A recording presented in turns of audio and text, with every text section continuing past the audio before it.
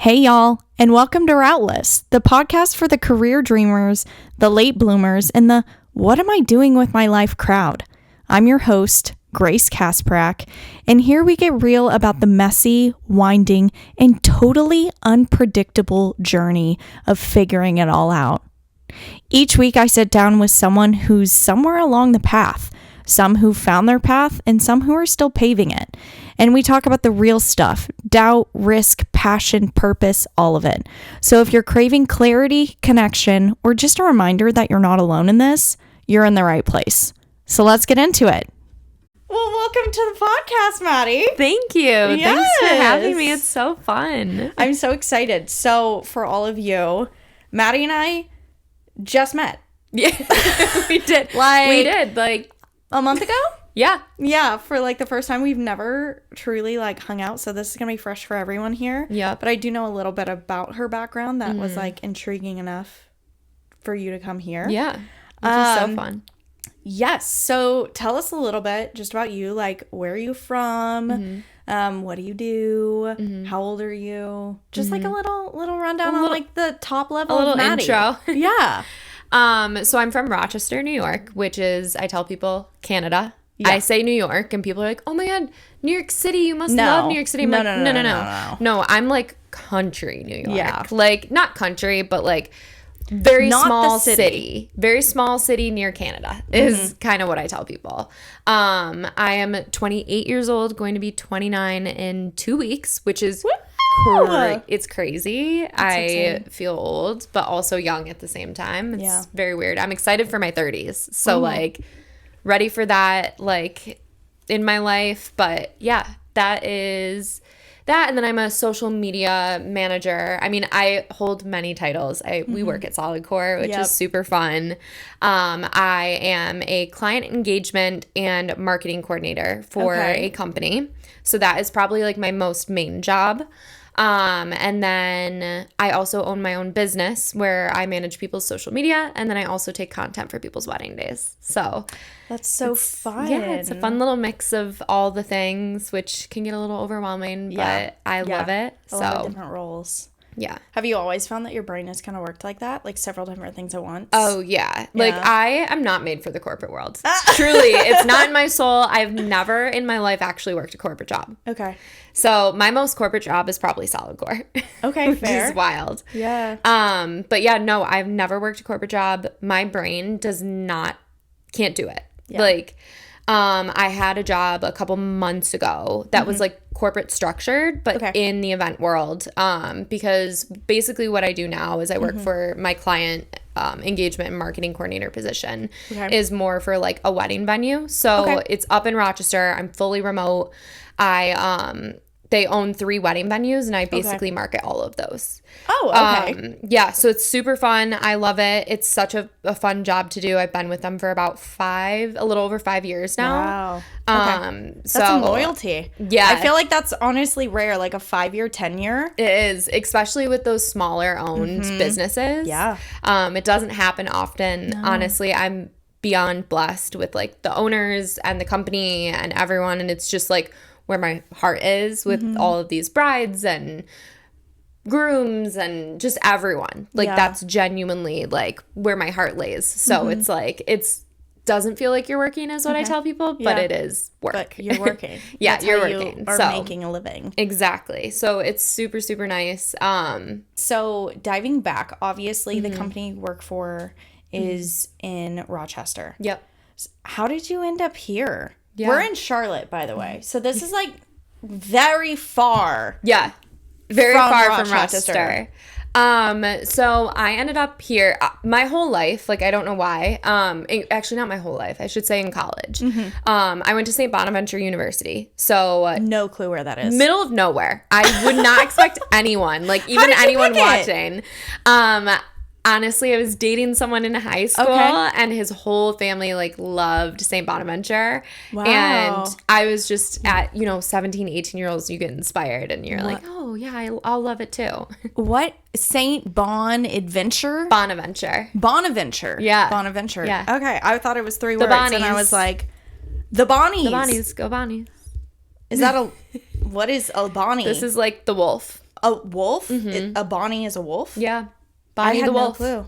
Oh, the wolf is named Bonnie. Yep. I was like, it's a type of wolf. I had no clue. I mean, it is near Canada, so you never know what you're getting. That's true. This is actually on the border of Pennsylvania and New York. So it's like more south. It's 2 hours south of Rochester. So. Southern, more southern. But yeah, no, middle of nowhere, small school. Ended up going there. I loved it. My experience was great. We have a really big, what do you want to call it? Like a following down here, or like people come here a lot after they graduate. That's random. Very random. We Is have it a little big like pockets. finance school? Yes, that makes sense. Yeah. Okay, a lot of business, a lot of such finance. a banking city. Yeah, okay, that a makes lot sense. of banking at Bonaventure. Okay. So naturally, they come to Charlotte, which the funnel is great. Yeah, the funnel is here, and so I think like before I graduated, I was like, I'm gonna move to Charlotte. Like I'm gonna do something fun.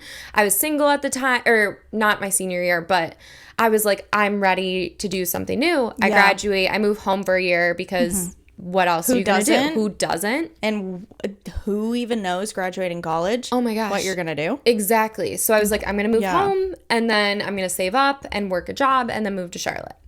Well, then COVID happened, and that kind of ruins plans. I moved in with some of my best friends from high school in Rochester. It was amazing. I had the best 4 years of my life and just worked random jobs. Ended up getting my job at Arbor. Loved every second of it. I was more in their sales department and doing a lot more of their sales and like planning weddings and stuff like that too. Yeah. So I kind of took over that role. Loved it. Was obsessed. Loved all my brides. Was there for weddings. Worked a lot of nights. A lot of nights. A lot of nights, a lot of weekends. Yeah. So pros and cons to it, but like I was so happy with all of it. So it was great. But then I honestly, the real reason I went through a breakup, and I was like, I need to make a change in my life, and I'm not happy where I am. And my brother had moved down here a year prior to me. Okay. And I was like, at least I know someone. And I had some friends here, and I was like, it seems like a good city to start in. Like 100%. Start over. You know people. 100%. It like works out. Yeah. I talked to Arbor about it because I was like, I went to them and I was like, listen, I know I'm going to have to lose my job, which is so upsetting because my job was like hybrid. So I needed to be in person with clients a lot of the time. And I was like, I don't expect you guys, you know, to give me anything, but is there a possibility of remote? And they were like, for a year, let's try it out. Okay. See if you like Charlotte. We'll see if we like this remote position. Yeah. That's super cool of them. Yeah, that was so nice of them. That's amazing. So you must have made such a significant impact for it to have like been we can't let her go. Like we have to somehow try to make this work. Yeah, I mean, I hope so. I mean, I know they love me. I love them so much. Like the owners are actually a husband and wife duo. Cute. She initially started her planning business on her own, and then they met when she was opening her first venue, which is really cute. So, and then they got married at their second venue. They were the first couple married. I know, so cute. That's so cute. And then I helped a lot too with like their third opening of their venue. So their last venue. But they've actually moved the first one. They've just bought their first building too. So there's a lot of moving parts to all these venues. But it's so much fun, and it's just like family at this point. Yeah. But the team has grown so much. Like I was there when it was like 5 or 6 of us. Yeah. And now it's like, I mean, we have over hundreds of employees. Oh my gosh. Yeah. Oh, that's massive. Yeah. I was expecting you to be like, oh, we have like 30 employees. No, like with servers, bartenders. That's crazy. Like, oh, I guess. Yeah, we have like a team. And maybe we had, on management, we have about 20. Okay. I would say. Or like 15 to 20, I think but is what still, we're at. Everyone involved. Like, that's a massive change. Yeah, we're like over 100 people for sure, which is wild. To go from like 2 wedding venues, or 1 wedding venue they went from to 3, and having all of this, which is wild. But it is such a fun atmosphere and just a fun company to work for sure. So how did you transpire from being more of like the planning role to like what you do now? Is it the same role? No, totally different role. Okay. So when I was in Rochester, I was hybrid, so I was in person a lot more. Yeah. And it was a little bit more like, okay, Well, first off, I started off doing everything because when you work for a small owned company, you just do it all. Everything. Yeah. So we were kind of figuring out too where I would fit in. We have our sales team, which kind of meets with clients right away. And you tour them around venues and you're like, what do you like? Invoice them, contract them, and then you pass them to our planning team, which is logistics. Yeah. And then from there, our execution team takes off and they perform the actual day. So there's a lot of like work that goes into a wedding day. But I was kind of just doing it all because our team was small too. And then we realized I was best in my sales role. And that's kind of where I thrived and I loved it. I loved the thrill of being commissioned. Okay. I was salaried but also commissioned. Yeah, which is the best place to be. Ideal. Yeah. So it was amazing. But I love like I am so money driven too that I'm like I would work until like 10 p.m. I'd be giving tours. Wow. Like I'm like how can I sell this venue more? Yeah. I mean I loved it. I also loved not only just making a commission off of it, but giving people like their wedding venue. Like there's truly nothing better than like seeing a couple so happy and also seeing them like have their day also because I would like sell it, but then I would be there the day of and I'd be like, oh my God, like I can't believe people get married here. And this is where their love not starts, but a new chapter starts for them. And it's a massive chapter. Yeah. Most rewarding thing. And it's addicting, hence why I'm still in it. I love the wedding world. I think it is so beautiful. But yeah, I think that's just genuinely like kind of where I was. And then moving into my new role, I was a little nervous because I was like, I'm not going to get the client. This is like the side that I really love. And like, as you said, like I'm like addicted to this. Like I love this area and now I'm moving to something else. I'm sure that was nerve-wracking. Oh yeah, it was so scary because I'm like, okay, I'm taking what I love out of it and what I loved was working with couples. Like that was my number one. Yeah. So I was like, taking this out of it, am I going to like working here still? And so of course when you're moving, you're making a change, like I'm still loving it. I'm getting used to a city. Like it's fun because I can like be a little bit more flexible with my schedule. Yeah. And I'm able to like move in and like really explore Charlotte. Yeah. Like that was really a big perk. And then we hit our year mark and I was like, I'm not moving home. Like I love Charlotte. Like I can't. And they were like, well, we've used our year. Yeah. And that was great. Like it was our deal. And I did end up finding a new job down here actually. Okay. And it was basically the same role that I had up in Rochester before. Really? It was a husband-wife duo.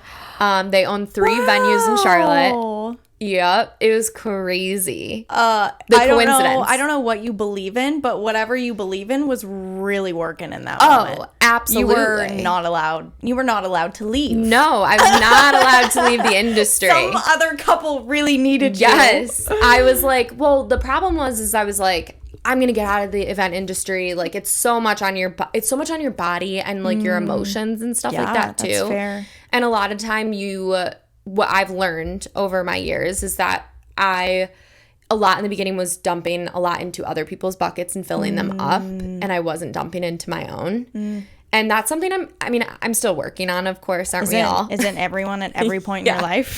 Yeah. That never changes.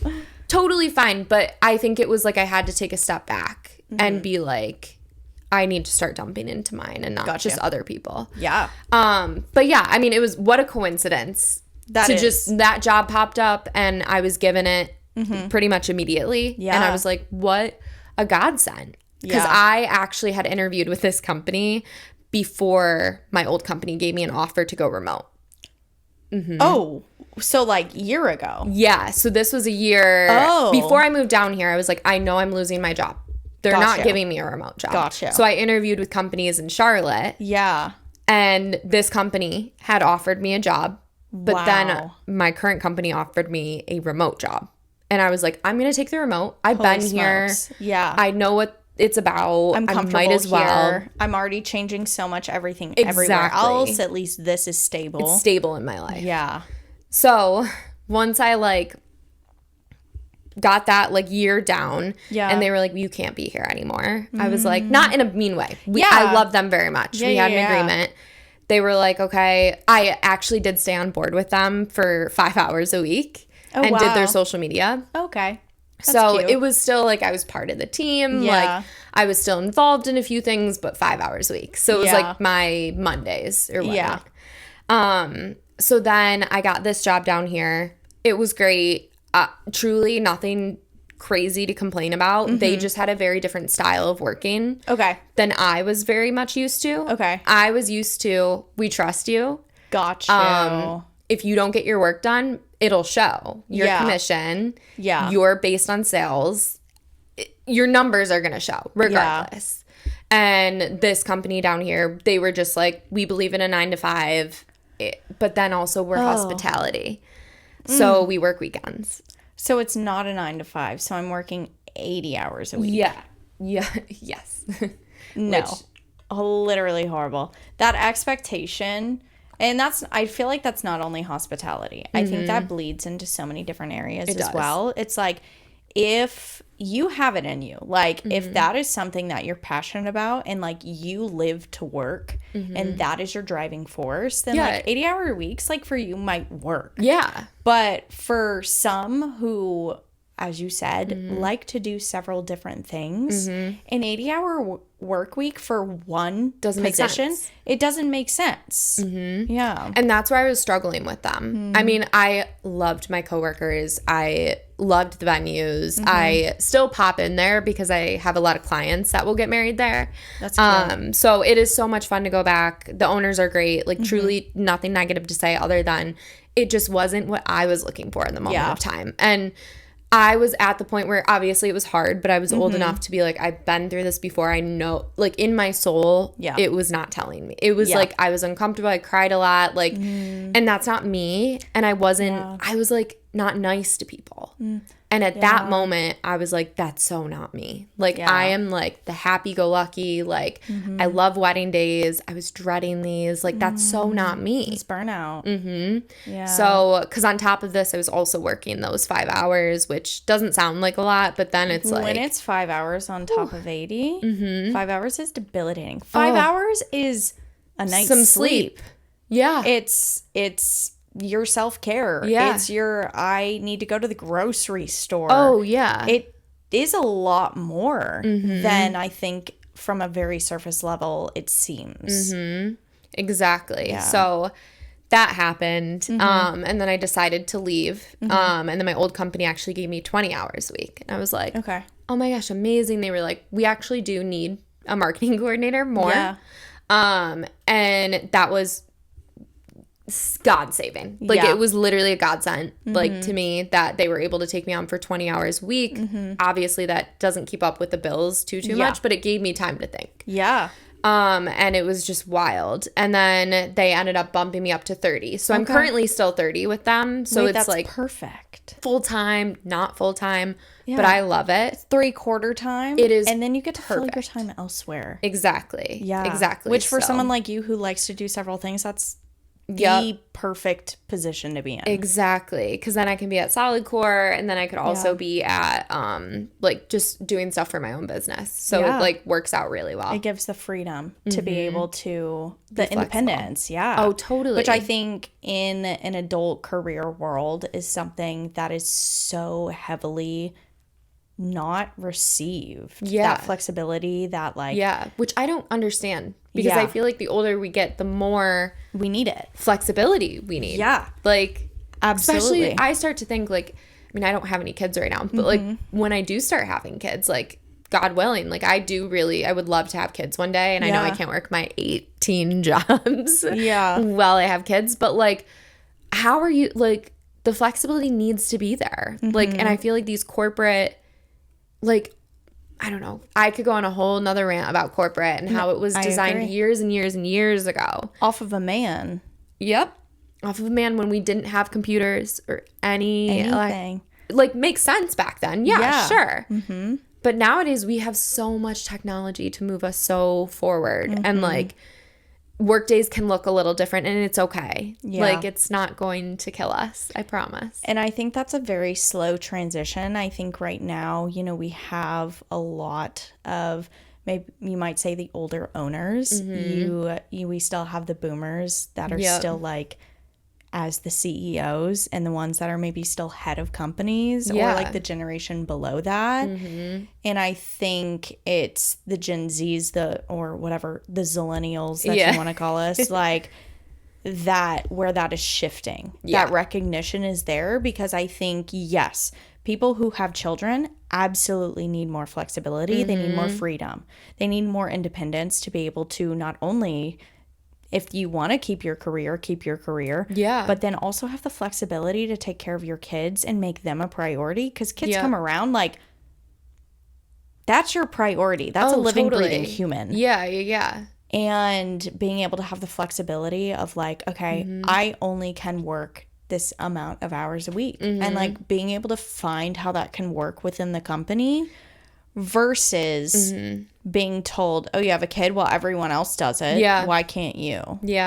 Which, like, yes, that's just not fair. But then it extends out to like the younger people as well. Like, if you're giving this flexibility to the older generation, then why aren't you encouraging the younger generation to also take some time to figure out themselves? Yeah. Because a lot of 20-year-olds that I know are going into the corporate world are working themselves to the bone. Literally. And then they end up hating it. And then they're like, what do I do? And they don't have the freedom to figure that out. Yep.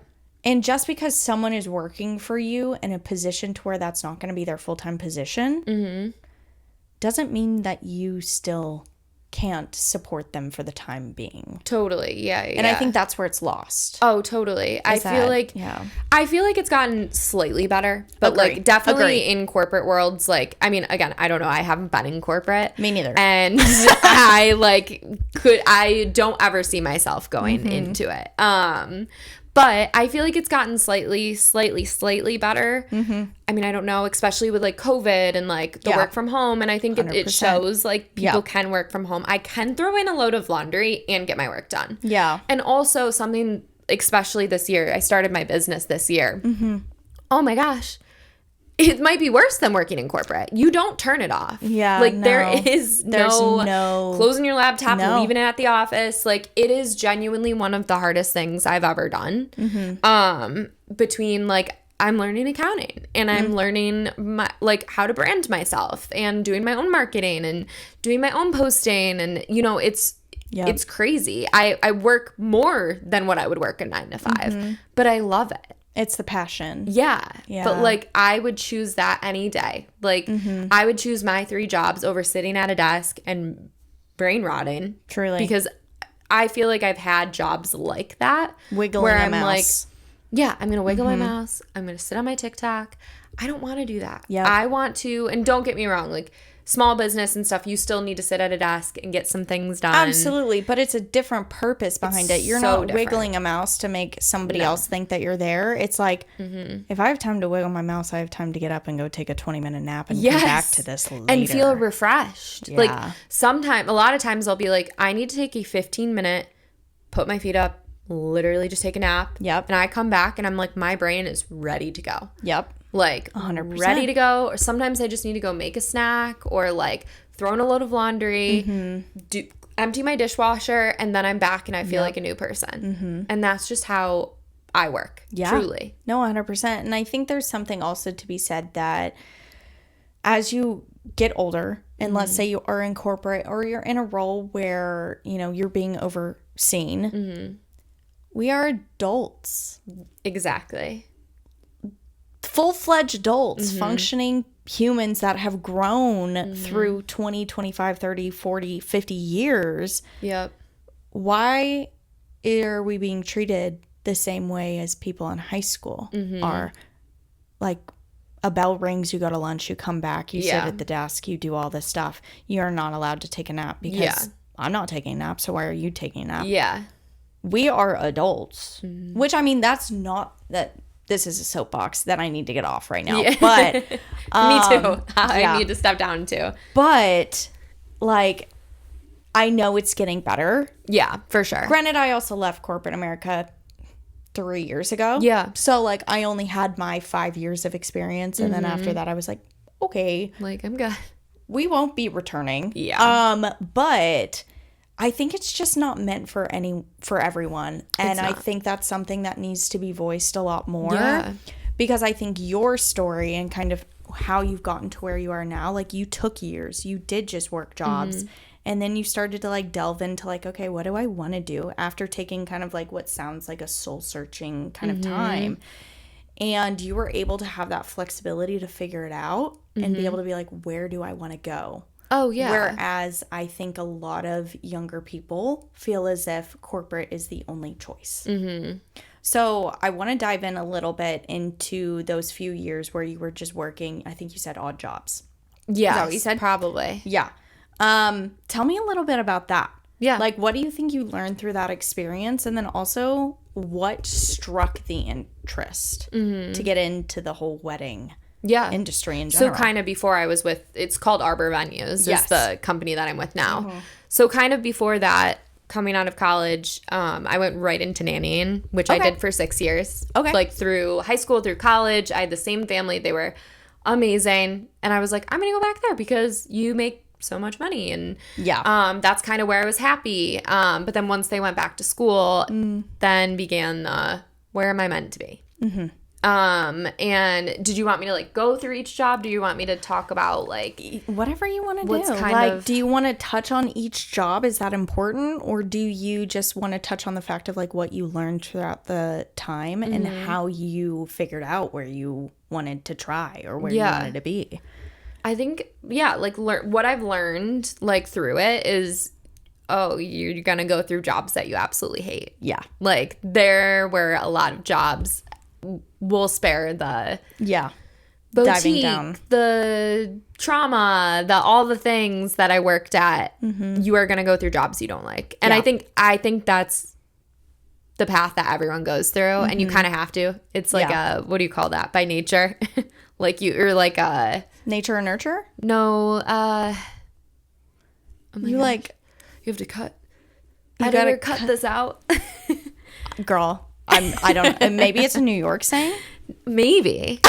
But it's like you gotta go through it. You gotta get through the crowd. Yeah, you gotta go through it. Because I feel like it's also I learned some of my biggest lessons. And I feel like the little jobs that were the worst for me, that's where I found like my inner confidence in being able to speak up for myself and where I felt wronged. Because I think it's super, super important to always stick up for yourself. And 100%. my mother, like I grew up with like, she is the biggest advocate for sticking up for yourself. And that was something I was taught at a very young age. And I was a pretty shy person growing up. Even now, I feel like I'm the most extroverted introvert you'll ever meet. I'm a pretty introverted person, truly, but like I'm now extroverted. I feel like I've learned, again, through jobs and stuff, you just get more extroverted. But yeah, I think going through that, my mom had always taught me advocate for yourself, make sure you're not getting taken advantage of or and you learn that through these small jobs. And that's something truly like you'll go through them and you feel in your soul, you're like, just like you said, like I'm not going to be here long. Yeah. You knew it before you even started the job. And I'm pretty sure everyone around you knows as well. Yes, and everyone around you knows. Never a single job that I ever worked that like I quickly found out that I was like, I'm not going to be here long, where I think within a week. Everyone else knew too. Oh, yeah. I've had people come in and I'm like, you will not last here past a month. Like, what? Like, you are a great human, but like, it is all about where you fit in. And it's something like, I truly do believe like everything happens for a reason. 100%. And like things come into your life when they are meant to come into your life. Truly. I feel that way. And I think like going through it, like you go through these little jobs and they get you by and they're great and you make great friends, memories, make connections, and that's how you get your next one. Yep. And I think there's something interjecting real quick. I think there's something to be said for that as well, because I am a very firm believer on the fact that all of those jobs that you do that have fallen into your life, as you said, like, you believe everything happens for a reason. Totally. I'm very similar.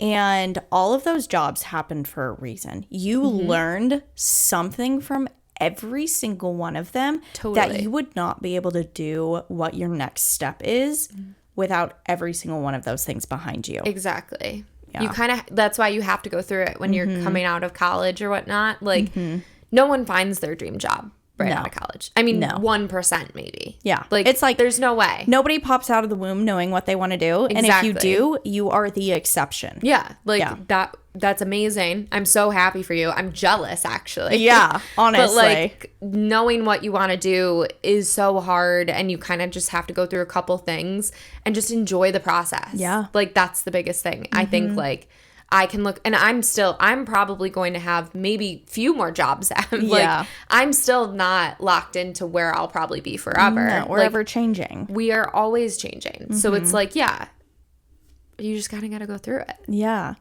Okay. One thing I clicked on too was you were talking about how your mom taught you to, like, never be taken advantage of. Yeah. And I think your childhood, or like that kind of realm of your life, is something I want to dive into a little bit. Because, I mean, you delved into the wedding industry, which is so fun. I love that for you. Yeah. But then also, I feel like there has to be something in your childhood that kind of egged into that. Like, were you the little girl who was, like, planning her wedding from the time that she could breathe? Honestly, no. See, I feel... Which is wild. That's so unexpected. Right? Because everyone I feel asked me that. like you would be. You'd be the one with the binder. Like the Bride Wars, you know, kind of thing, where you're, like, flipping the book that you've had since you were 5 years old. Yeah. Okay, so tell me a little bit about how your mom shaped you into being, like, the businesswoman that you are today. Yeah, I mean, she is a businesswoman. Like, we are very similar in every aspect. As I get older, I'm like, oh my God, I am my mother. Isn't that such a blessing? It's such a blessing. I said that just the other day because I walked by this mirror in our house. Yeah. And I instinctively was like, I look like my mom. Yeah. Yeah. And I think it took me a minute, and then I sat there and I was like, what a blessing it is to say that I mistaken my own self for my mom. For my mom passing a mirror. Like, not many people get to feel lucky. Yeah. When saying that. Yeah. No, it's wild. My mom is like, I feel like I talk like her now. I feel like we look alike. Like, it's just very, like, we're very similar in so many aspects. And growing up, like, my parents got divorced when I was 9. Okay. So I'm the oldest of 3. Okay. So I have 2 younger brothers. Okay. And then I have 2 half sisters too, which they're amazing, but they're a lot younger. They come into the story way later. Okay.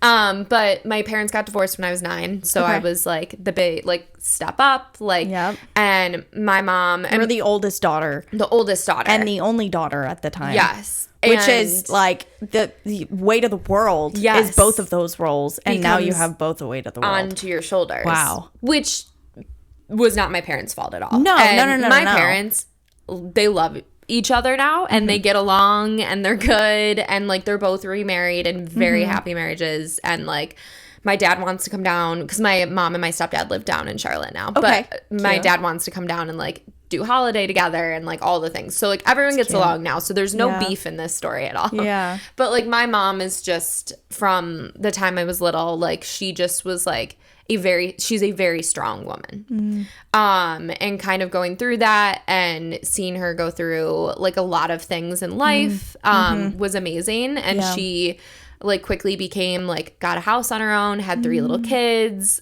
We got a dog. It was just, my happiest memories were, like, in that house, and, like, my dad's house too, but, like, when they were separated, and it was just amazing.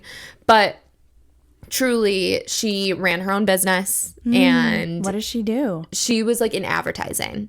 Very cool. Yeah, a lot of that type of stuff. She's worked a couple different jobs. She kind of went through all, like, same kind of pattern as me.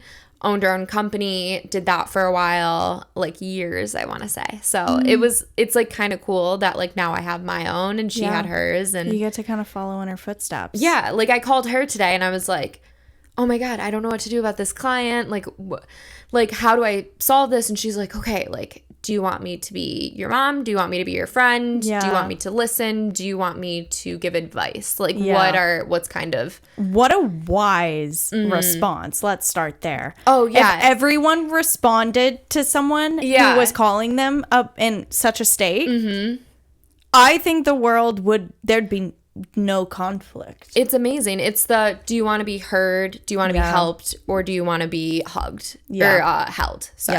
Yep. And that's from someone else's podcast. So 100%. I'm like, I definitely got that from someone's podcast, but it's use that also a lot. just in general, like a very normal counseling approach as well. Totally, yeah. And so I think, what a wise comment. What a wise woman. No, she is. And like genuinely, like she like raised us very well. And so did my dad. Like they raised us amazingly, even though they co-parented very well. The co-parenting was great. So it was just amazing getting through that. But that was a lot of shaping in my life. And then also just kind of like, I wasn't the girl with the binder. I truly never thought about weddings, like for a very long time. Yeah. I mean, I loved all the girly stuff. Like I loved American Girl dolls. I loved like... everyone. You know, everyone. I think something the only thing I was obsessed with was... I don't know if you were an American Girl doll fan. That's like... I was going to say... What girl in our age group was not? It was either you had them and you were obsessed with them, or you didn't have them and you were dying to have one. Oh, yeah. They were my life. So I loved Same. the Samantha movie. Samantha was my favorite. The hippie girl? So, no. Oh, Samantha was the curly brown hair. She had the dark brown hair. Julie was the hippie. Julie was the hippie, but I had her too. I loved Julie her. was my favorite. I had Julie and I had what's her name? You just said? Samantha. Samantha. She had the long like I actually played her in a fashion show. When I was young, not recently, but when I was young. But I loved American Girl dolls. So I loved the Samantha movie. Okay, yes. And in the movie, her uncle gets married to her like soon to be aunt. Okay. And I don't know why, but like I was just so obsessed with like that wedding and those parts in the movies and like that she got to wear this flower girl dress that was lavender. And it just was like, it's something that's always stuck with me. And I mean, the fact that you remember that is... Oh, I still watch the movie. There we go. Yeah, it's something I watch all the time. I don't even think... I don't think I knew the American Girl doll movies existed. I'm not even gonna lie. Oh my gosh. I was so utterly obsessed with them. And I lived 3/4 of my life with these dolls. Yeah. But I don't think I ever knew about the movies. Oh, you're about to go down a rabbit hole. I am. And I loved Julie. I loved Kit. Yes. I don't think Julie has a story, like a movie, but Kit, I think, does. Okay. And then, what was her name? She was the, like, Native American gal. What was it? Josephine? It wasn't Josephine. No, I think Josephine was, like, the Wild West gal. She was. I think it starts with a K. It does. Yeah. I literally can't remember. I can't remember. But anyway... Those were my favorites, along with Samantha, of course. So amazing. You have to watch the movies. Will be watching them as a 27-year-old Yes, adult. that's okay. No judgment. I still watch once a year. Like, the Samantha movie is a good Christmas time movie. You got to bring it back. It's so good. It's like watching, I don't know, like Home Alone. Yes, during Christmas. It's so like, good. Have I seen it 120 times? Probably. But, like, am I going to watch it again? Yes. It's a comfort show. Totally. Yeah. So... that was like maybe my only wedding moment. Okay. But I wasn't into weddings. And then as I grew up and got a little older, I always thought I went to like my first concert and I was like, oh my gosh, I love a concert. How cool would it be? And I carried this forever, even into college. I was like, what if I was like an event planner for concerts? Like, what if I got to travel the world and like go to different places and plan and like just do the planning for concerts? Like, how fun. Yeah. And that's where that planning side like kicked in. Got you. That makes sense. And then I just fell into weddings. Yeah. Literally loved it. Yeah. I fell into, I got an internship. It was, I loved it. It was an internship. And then I was like, you know what? I wonder if I could do that full time. Yeah. So a lot of people, or at least one of my good friends, shockingly, or I guess humorously, used to be in weddings, and now she does like event planning, and she would love, her goal is to like be able to do event planning for like concerts. Yes. How cool. So like flip-flopped but she was in the wedding industry and she fell out of it. Yep. She loves to plan. She's amazing at it. Ugh. But inevitably, weddings take up your whole weekends. You have to deal with bridezillas, groomzillas, all the jazz. Yep. How did you kind of go into that, and how did you still love it? Even with those things, which I mean, I think are the most negative things about the wedding industry, especially when you're planning. Oh, yeah. What, I guess, how did you get past that? But then also, like, what kind of attributes do you think someone needs to be able to thrive in that kind of situation? Oh, yeah. Well, first off, you need to be a type to be in the wedding industry. There's no doubt about it. Yeah. You will get eaten up alive. Like, it is not for the weak. It is so fun. I don't want to, like, detour anyone from it. Like, it is genuinely so amazing. Even taking a step back from that, anyone that's not in the right place, you're gonna get eaten up. Oh, totally. So it's not even just a wedding industry it's not thing. just the wedding industry. It's just like, you have to find your place. You have to find where you fit. Totally. And if you don't fit, you're not gonna fit. Yeah, it's not gonna work for you. Putting a square in a circle box, it's just not gonna work. Yep. So anyway, yes. Yeah. So basically, getting into it, what was the first part of the question again? Cut for a minute. No, you're fine. I don't even know what I said. No, you did. It was good. I had an answer for it. I just answered the last one first. Okay, yeah. So how did you get past that? How did you organize your life to like fit around all of that? And then what would you say to someone who is interested? What traits do they need? Yep. Honestly, I was blessed with the best brides. Truly. Okay. Like, I just got lucky. Okay. I don't feel like I had any bridezillas. Maybe a handful. Okay. Grooms are always great. And then it's really, honestly, a lot of the time the family, which is crazy. Dealing with the family is a lot. But I think you have to go into it with a very open mind. You have to understand it's not just your work day. This is someone's biggest day of their life. Also, they're spending a lot of money on today. Like, this is something they've saved up for. So kind of with that in mind, we've always wanted to give people the best experience as well. So that's something that's like, okay, how can I show up for people? And I don't know. I also think it's like, I'm a very empathetic person. I'm an empath through and through. Yeah. And I think it's just naturally in my blood to just want to please people. Okay. So I think like this job does require some type of, you want to make the client happy. Empathic person, yeah. Yeah. Like, you have to be like that. Which is great. I mean, I think you have to be like that in a lot of jobs, but some jobs you don't have to be, which is, I could not do it. There's also like a level, I mean, I would say that's kind of like a people-pleasing tendency. Yep. But not all people-pleasing positions. That's not a negative thing. Like, it's not always like you should go to therapy because you have a people-pleasing tendency. Yeah. Like, it's only when everything in moderation. Like, it's only when it gets to a point where it's like, okay, this is really deficiently affecting your life. Kind of like I said before, the dump buckets. Like, I was dumping so much into other people's buckets that I wasn't dumping into my own.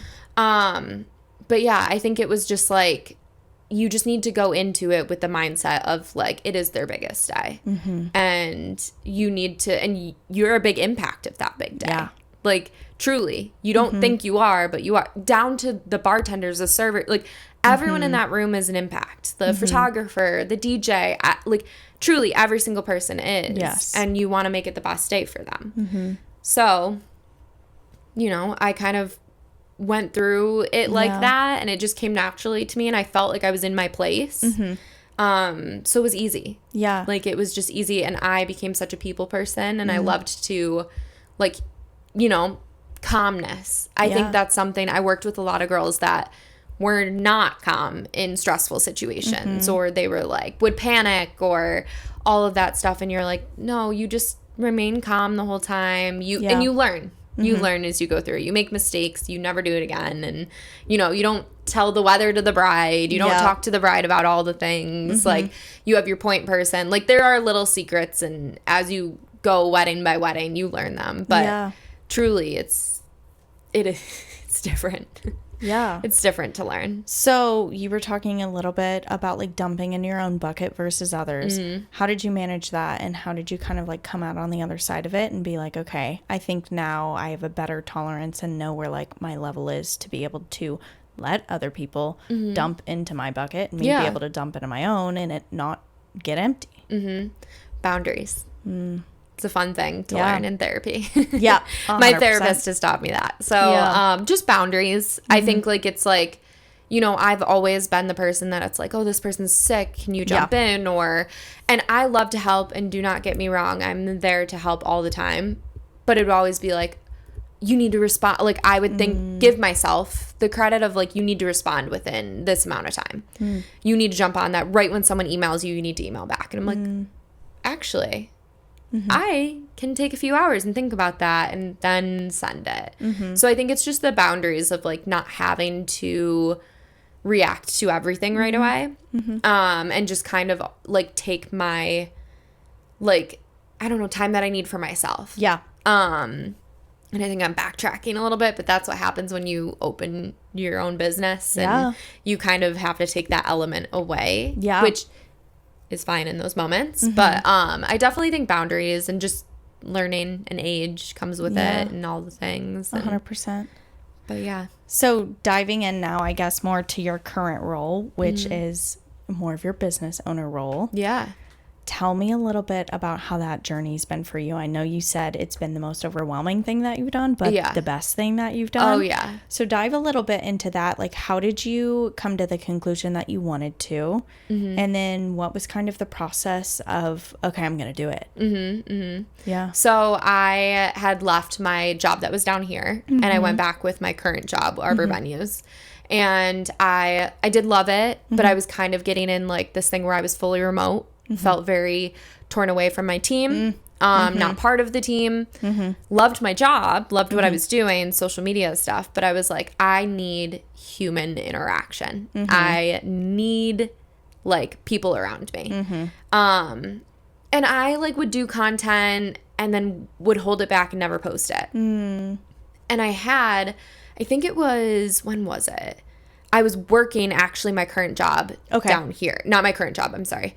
My last job. The one that I had down here. Yes, the corporate like one. Yeah. Yes. And I made friends with like vendors as they would come in. So I had a photographer that I had worked with a couple times, and we were both working a wedding, but I was just the venue manager and she was the photographer.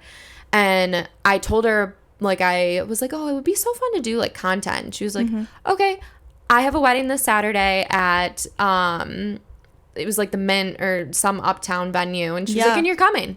And I was like, I don't have a logo, I don't have anything, like I'm not even sure about the name. And she was like, just come, you're coming.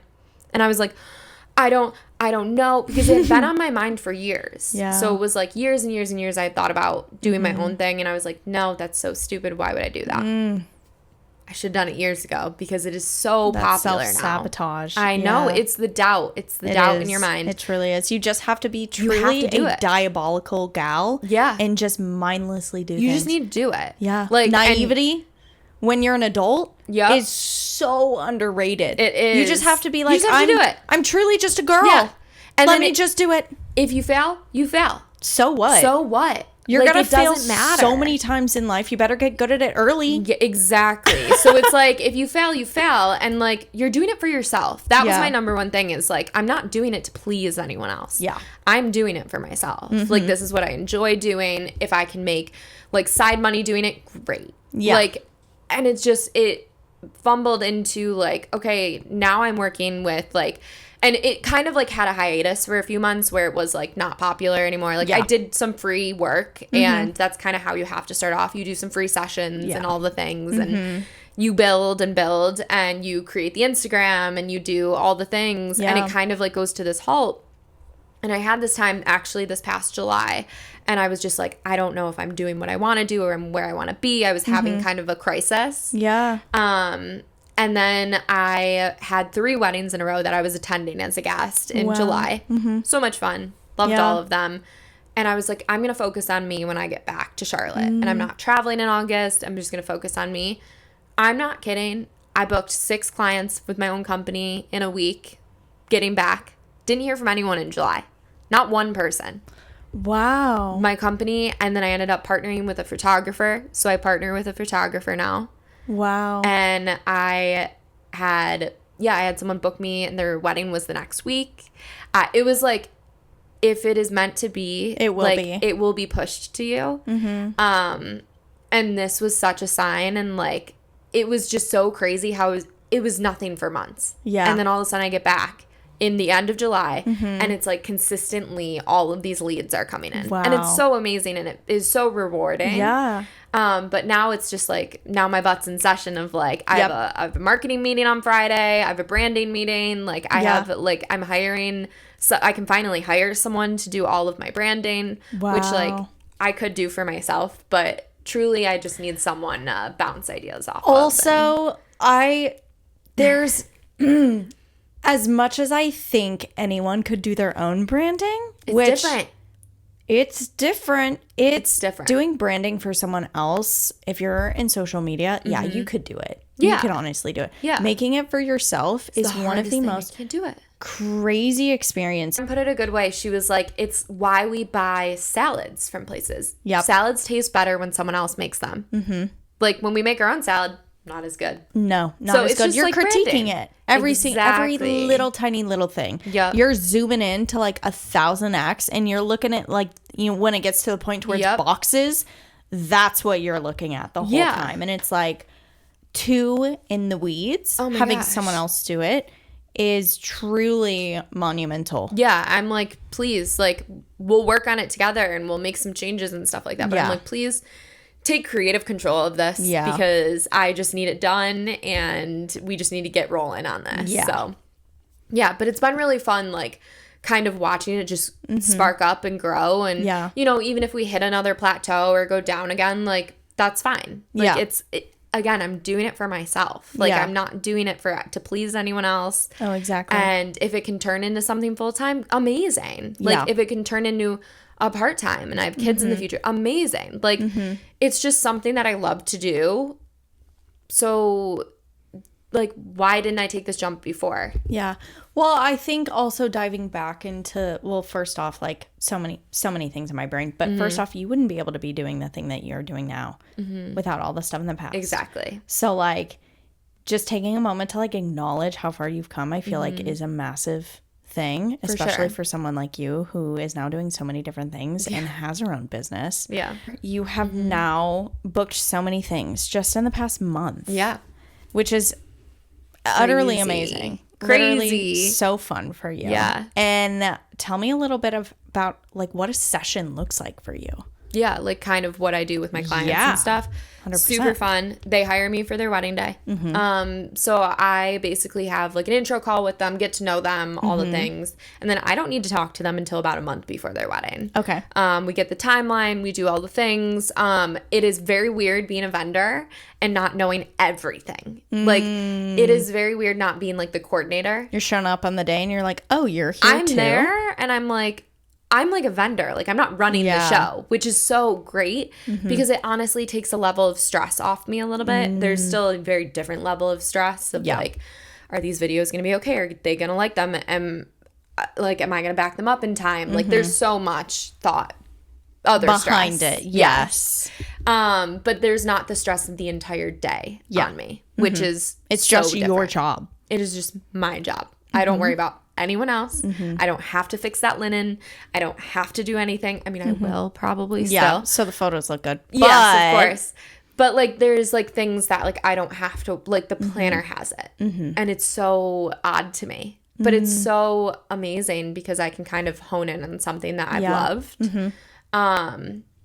So yeah, I think we kind of go through that and then I show up on the wedding day and my biggest thing with brides and what I tell them from the start, and they can see on my profile and everything too. I will never make you stand up and do a TikTok dance. I am not that content creator. I am, you know, if If you want to make something kind of cutesy, I'm open to it, but I'm there for vibes. I'm there to capture you and your significant other and kind of your day and just how you guys are naturally together. Like, I always tell them I want it as natural as possible. Like, I don't want you to feel staged. I want you to have the best day, and I want you to have some good memories. And you're there to be the person that like peeks around the corner and grabs that moment when they don't think anyone's looking. It's the smallest moments. Yeah. Like, it's the small moments. It's the handholds. It's the flowers in this place. It's the details. It's all of that. And it's genuinely one of the most rewarding jobs. Like, it truly is so amazing, like, to kind of see those little moments and be able to give them to give it to the client back, which is so great. So between like all the intro meetings, all of that, meeting with a couple, the day of, then you have all the editing, then you have all of the preparing to send to client, everything. What is your favorite step? Oh, that is a good question. I mean, my favorite is shooting, like the day of, like, is working with the clients, of course. Like, I love to see how they designed, because a lot of the time I don't know their design. I walk in blind. So it's so fun to walk in and be like, oh my God, it's gorgeous. Like, so that's amazing.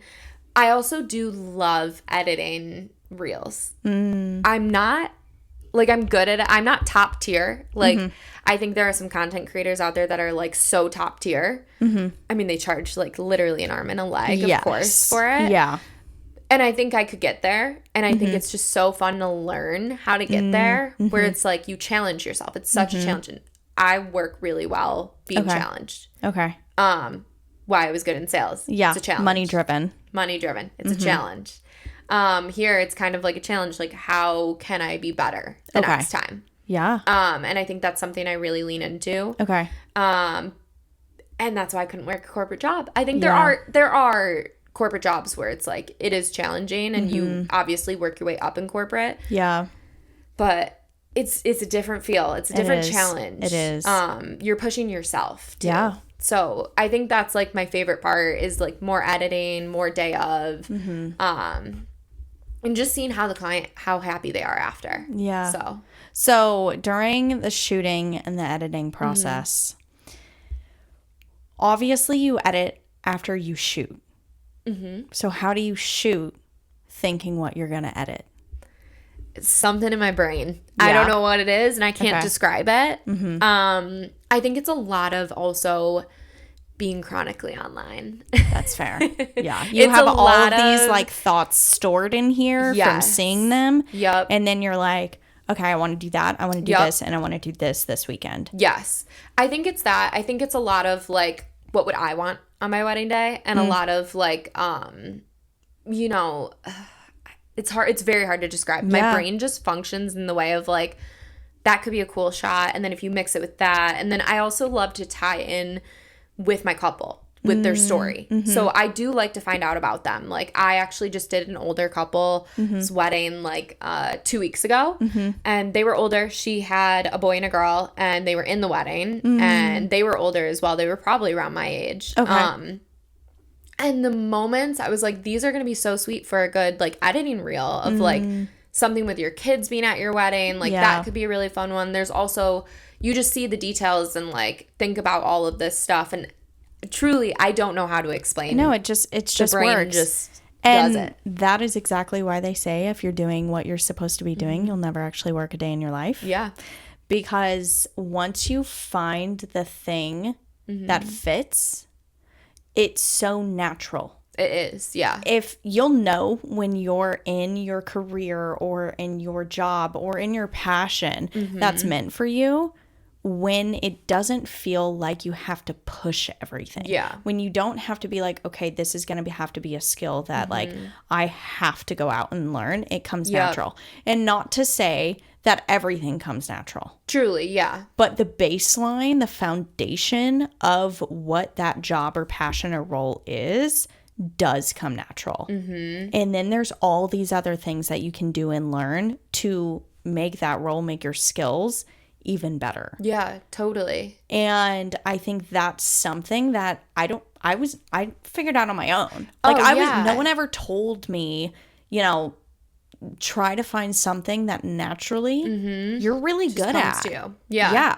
And I think that is that's also a very hard part of my job as well. Being at any of my jobs that I have. I think something that was really hard, like what I really get down on myself about is that if I were in corporate, would I know how to do this better? If I were in corporate, would I be better at this? If I were in corporate, would I have learned this? And it's kind of like, maybe not. I think it's just like, I will say that a lot of times and be like, I'm self-taught, and I truly am self-taught in everything I've done. I have had some obviously help from other small businesses, people, and like I've learned so much through Arbor Venues, but they're a small company. So like I self-doubt a lot because I'm like, I'm not from corporate. I also think there's a beauty to that though, because corporate does teach you, like corporate gives you a handbook. Truly, yeah. Corporate is like, this is what we've always done in the past. This should work for you. Yeah. And then it's like, it's pummeling out the same product every single time. Whereas when you are independently trained, or you learn on your own, or you learn from someone who also is just trying to figure it out, you are the one that's using your own brain to develop it, which in turn makes it different, and which in turn makes it more beautiful. Yeah, because it is independent, which I think is something that you get to market as like a strong suit for you, is because so many of these other people have trained maybe under someone else, and they've taken on their knowledge, which in turn, yes, learning from someone else can also be super beneficial. But when you are building something and you have built it yourself, you get to say, hey, this is different than anything else, because this is what my brain came up with. Yeah. And this is my style, especially when it comes to something that's creative and artistic. No one can duplicate that. Yeah. And I mean, it's just like, look at every artist in the world. They may have been classically trained. They may have, you know, gone to art school. They may have done all this stuff, but inevitably what made them famous, what made them known for years is the fact that they did their own thing. Yeah. Or they went crazy. Yeah. Which I mean, like one or the other. One or the other. But like sometimes crazy's great. Crazy stands out. No, and like, I love that outlook on it. That's like, I truly have never thought of it that way. And I really like that outlook. Oh, thanks. I think just like, I don't know. I think I don't know if you know Enneagram. Do you know what an Enneagram is? It's like a Myers-Briggs kind of thing. Yeah. Oh, yes. Yeah. Okay. I forget what I am. Yeah. I'm like an 8 or something like that. Okay. I'm a 9-wing 8. So like an 8 is like very rebellious in a way. Okay. And maybe I'm not an 8 then. I feel like you'd be like a 2. Which is like, maybe I am a 2. Very loving, very empathetic. I'll send it to you. I will literally send it to you. Anyway, an 8, so a 9 this has nothing to do with that, but 8 is kind of rebellious. And I'm also a little skeptical. Yeah. So like anything I go into, if someone's like, yeah, do this, I'm like, I want to do it my own way. Yeah. And I'll get the same job done, but I'm going to do it my own way. And it used to drive me insane in elementary school. Math. Yeah. I would do the problem differently. I'd get the same answer. Okay. And the teacher would always be like, no, you have to do it this way. And I'd be like, but I got the same answer. Yeah. I was like, give me 12 problems. I'll all do them the same. I'll get the same answer. Oh my God, that's hysterical. And it would piss me off because I was like, just because my brain works differently doesn't mean it's wrong. Yep. And so I think altering like your perspective from being like, just because everyone does it this way, it's right. Doesn't mean it's right. Yeah. In fact, honestly, from a lot of perspectives within art and creativity, a lot of people think it's wrong. Yeah. Because they don't want everything that everyone else has. Exactly. And so being able to come at it as like a perspective of like, this is my own take on it. Yeah. And if you like my take on it, then this is going to work great. Yeah. Because you get to weed out all the people that aren't going to fit into your style of content creation very early on. Exactly. Yeah. Oh my God, that's such a good... So I think you're well ahead. And I think that little thing in the back of your head saying I could have learned more from this and this. Yeah. It can go away. Yeah.